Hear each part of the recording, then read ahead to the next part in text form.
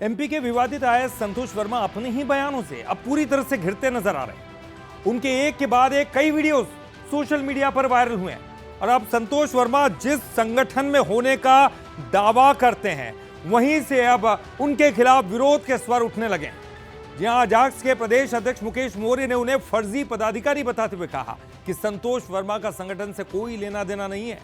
मौर्य का आरोप है कि वर्मा ने जबरन भोपाल स्थित अजाक्स के प्रदेश कार्यालय पर कब्जा कर लिया, जिसे 7 दिन में खाली करने का अल्टीमेटम दिया गया। उन्होंने इस संबंध में भोपाल एसपी और कलेक्टर को पत्र भी लिखा, चेतावनी दी है कि यदि कार्यालय समय पर खाली नहीं कराया गया तो वैधानिक कार्रवाई की जाएगी। वहीं सीएम डॉक्टर मोहन यादव के बड़े एक्शन के तहत कृषि विभाग से उनको हटा दिया गया। आईएएस संतोष वर्मा को डिप्टी सेक्रेटरी पद से हटाकर जीएडी पूल में बिना कार्य अटैच कर दिया गया है और केंद्र को उनके बर्खास्तगी का प्रस्ताव भेजा जाएगा।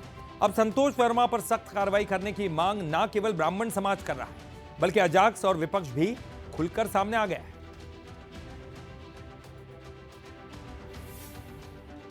अजाक्स के समस्त अधिकारी कर्मचारियों से अनुरोध करूंगा कि वे किसी भी प्रकार के भ्रम में ना पड़ें।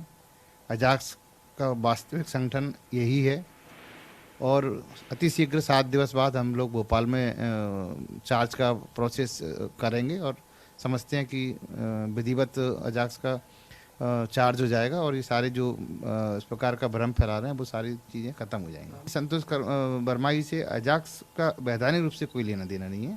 सरकार की कार्रवाई पहले नोटिस दिया, अब सरकार ने केवल इनको प्रस्ताव भेजने की बात कर रहे हैं, पद से हटा दिया।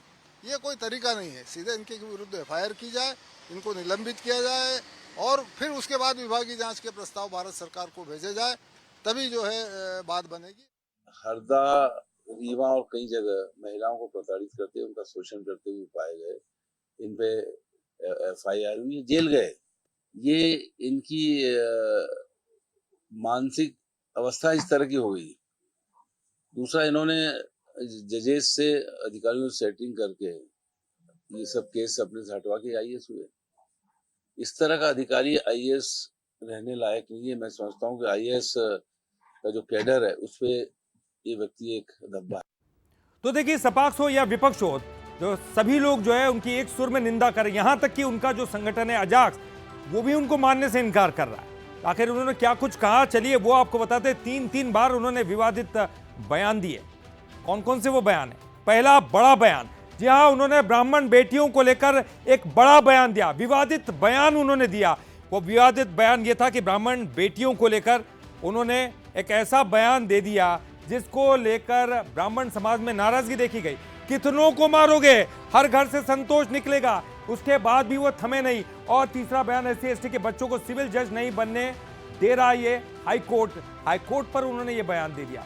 3 उन्होंने बड़े बयान दिए जिसको लेकर वो कटघरे में। लेकिन इतने बयान देने के बाद भी लगातार कहा जा रहा था कि सरकार एक्शन क्यों नहीं ले। अब सरकार ने एक्शन ले लिया है। तो देखिए, एक्शन में सरकार, क्योंकि मुख्यमंत्री डॉक्टर मोहन यादव, जी हां, उनका एक बड़ा एक्शन सामने आया इनके खिलाफ। बड़ा एक्शन उन्होंने लिया है और वो क्या लिया है आपको बताते हैं।